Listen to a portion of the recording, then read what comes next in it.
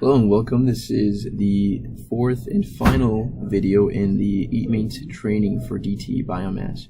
And in this video, we'll be talking about work orders, dashboards, and planning. So let's jump right into it to EatMate. So on EatMate, the way you get to the work order table is this work order link here on the side. And so this is the list view of that table. So we'll go over the columns here really quick. So the work order number is what is unique to each work order that is generated. This is not assigned by us, but it's automatically generated when a work order is produced or generated. In a little bit, we'll click on one of them so we know what that looks like, but let's go on with the rest of the columns here. So work order date is the date in which the work order was generated. The history, or open, is basically an indication of whether the work order is open or has been closed. If it's an H, that means that it has been closed and is now historical. If it's an O, that means it's still open and has not been completed yet. Another indication of that is over in the job status. As you can see, when it's historical, when it becomes a historical record, it's just completed. When it's not, it has not been closed, the job status just has an empty slot. Obviously, you have your site, you have task numbers if they are pertaining to a PM that has a task number attached to it. Obviously, you have a system subsystem. A component description typically should be there. A brief description that outlines just generally what the work order entails. A work order type, so in this case, these are all PM generated. Obviously, you can generate work orders manually by clicking up here, and we'll kind of go into that a little bit later. Again, job status, either complete or empty or closed, or it may have other options there. Downtime, that should populate once that information is entered. A pre-job brief, if this is required, this is say true. Let's just touch base really quick on what is a work order. So generally a work order is the generation of work that needs to be done based on a PM item, a preventative maintenance item, based on its periodicy. And one way it could be generated, as we mentioned before, was a PM. So if you wanted to manually generate a work order from a PM, you can go into, let's go to the list view here, you can go into any of these, or the PM you're looking to generate from. Let's say it's greasing a generator. Go under actions and manually generate. So that'll automatically create a work order from the date in which it was manually generated, and it'll remain open until that work order is closed. So that's one way to generate a work order. Another way, as I mentioned before, is the periodicy. So at the time that the calendar base frequency reaches a certain date, it'll automatically generate a work order. Or similarly, whenever a meter-based frequency is reached, that'll also generate a work order. So let's go into how to close a work order. So let's say we wanted to close this one that's currently open. So you can select it there, go to actions, and you can click close out. So once you click that, it'll actually give you options to enter. You enter in the completed date. You enter any comments that are related to that work order. Maybe challenges that were faced during that closeout. Or if this work order was generated by accident or incorrectly, you can click cancel work order. And once you have selected what you want to have, you can either leave it as open, complete, or whatever other option pertains to your situation. So this is where you enter the amount of time that the the plant was caused to be offline.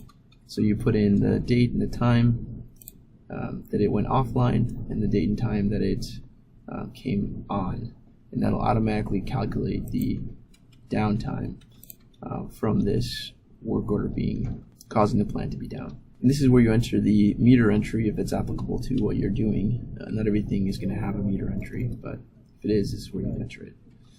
And then you can go ahead and hit close work order. I'm not going to do that because this is actually a live account. So go ahead and deselect that. And so once you have your work order system figured out, you can then track it by going into dashboards, which I'll show you in a second. But first, I think we should take a look at one of these work orders and see what information is in it. So you have your work order date again, the date that the work order was generated, the date it was completed, if it was completed, the asset that it's associated with, the type of work order that it is. If it's linked to a PM, then it would be a PM type. You can see status, or whether it's open or historical here. Over on this side, you can see whether things were required, like pre-job brief or discussion scope of the scope of work. Generally, we want to have these as true if it's something that actually needs to have. And obviously, we have things like site, system, subsystem, component description. So that is basically the form as you open it up. Now let's take a look and see what it looks like when we create a new record. So the times you want to create a new record for a work order is if it's an emergency work order that needs to be done. This is one that is not associated with a PM, and it's not going to be automatically generated or even manually generated through a PM, but is just a work order that needs to be created. So similar to the previous form, you'd enter your work order date, so the date that the work order needs to be generated. If it was already completed by the time you're filling this out, you'd put in the completed date, job status. Automatically, it'll populate a trouble call for work order type, because it's not going to be, if you're manually generating a work order that's not linked to a PM, it most likely will be from a trouble call perspective. You'd enter in the asset ID. So you do this by clicking the magnifying glass, which will bring up a menu that you can search and select an asset that's associated to the work order that you're filling out. You typically, when you select an ID, let me just select the example one here. When you select an ID, an asset ID, it'll automatically populate certain information like site, system, subsystem, and component description. You can add any of this other information if it's pertinent to the work order that's being generated. Again, you can put in any time that this work order will cause the plant to be down. You can enter the start time of the plant being down here, and once the plant comes back on, you can enter that information here, and it'll automatically calculate the downtime total here. And this will help to keep track of downtime that's associated to certain assets, and especially for certain work order types. So that is a work order form when you're trying to create a new work order. So cancel out of that. Bring that back to the list view. So let's touch again on the dashboard. So when you're planning with your staff, if you're a facility manager, you want to do this each week. And this tool here will be pretty instrumental in your planning for the week, for the next coming 2 weeks, for the current month, and even for the following month. And I'll show you that in here in a second. So here in dashboards, under upcoming PM schedules, we have certain widgets here that pertain to a certain time period.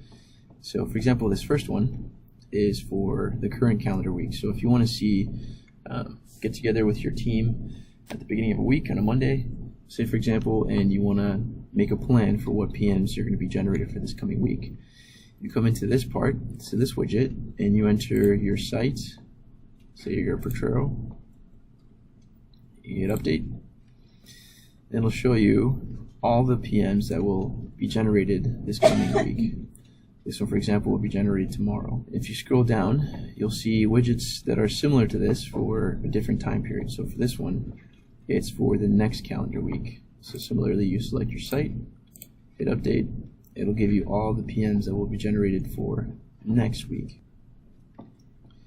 This will list out the following week, regardless of what time in this week, this current week, you're looking this up. Even if you look this up on Friday of this current week, it'll still give you the PMs that'll be generated in the next calendar week. If you scroll down to this next widget, you have the same thing but for the whole current calendar month. So go ahead and select the site. So this has all the PMs that will be generated for this current calendar month. If you scroll down here, similarly you'll have all the PMs will be generated for the next calendar month.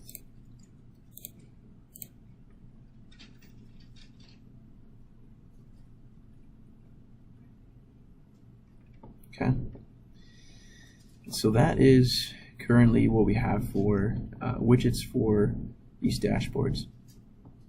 Coming up, I think we're going to put together a few more reports that'll be able to give us a view into how many work orders have been closed within a certain time period, and it'll give us a better metric to follow on how we're doing with our work orders at each site.